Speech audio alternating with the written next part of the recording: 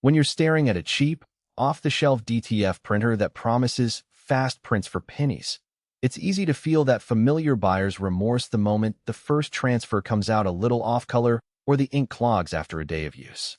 I've been there, scrolling through forums, watching a dozen unboxing videos, and trying to separate hype from the real value. Link is in the description if you want to check the product details on Amazon.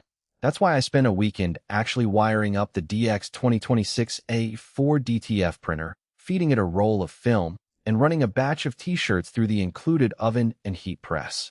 My goal was to see whether the doubled printing speed claim holds up in a real-world workflow, and whether the bundled 2-year ink supply really saves you money or just adds another layer of complexity.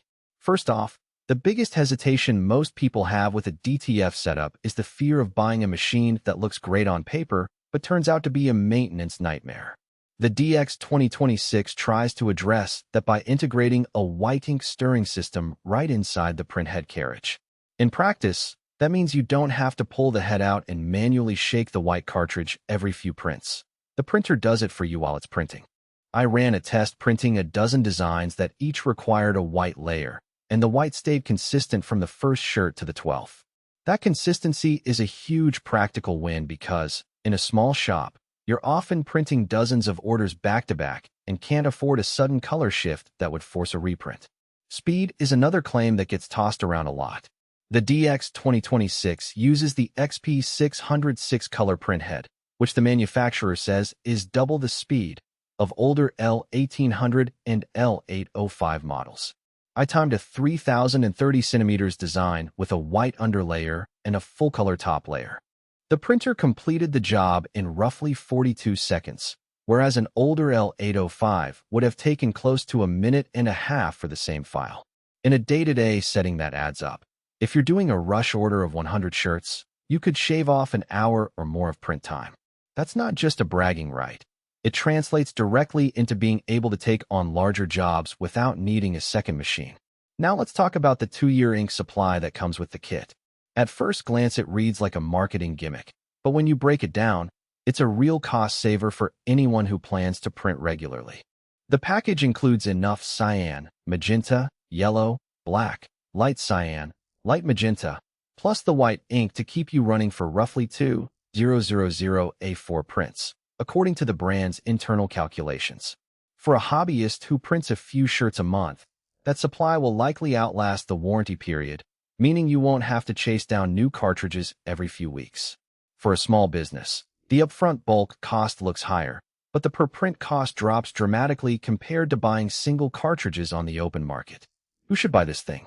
If you're a t-shirt designer who's moved beyond iron-on transfers and wants to start offering full-color, white underlay prints without investing in a full-sized screen printing setup, the DX2026 fits nicely. Its A4 footprint makes it suitable for a home studio or a modest retail backroom, and the included heat press oven means you don't have to hunt for a separate unit that matches the printer's output size. It also appeals to small batch producers. Think custom merch for local bands, sports teams, or corporate swag, where the ability to switch designs quickly is more valuable than printing hundreds of identical shirts. On the flip side, if you're looking to print large banners, signage, or need a printer that can handle rolls wider than 210 millimeters, you'll quickly hit the limits of the DX2026. The A4 size caps you at standard shirt dimensions, and while you can print on larger sheets by tiling, the workflow becomes clunky. Additionally, the machine's footprint, including the roll feeder and the built-in oven, occupies roughly a 3x4 foot area. That's fine for a dedicated workspace, but it's something a cramped apartment or a pop-up booth needs to account for. Finally, the printer does demand a bit of technical patience. You'll need to calibrate the white ink flow and keep the roll feeder clean to avoid paper jams. If you're not comfortable troubleshooting or don't have a spare hour every few weeks for upkeep, the learning curve could become a deterrent. Practical strengths, beyond the speed and white ink mixer, include the dual feeding option. You can load either a continuous roll of DTF film or individual sheets. In my test, the roll feeder saved me about 15 seconds per print because I never had to stop and realign a new sheet. That's the kind of small-time win that adds up over a day's production.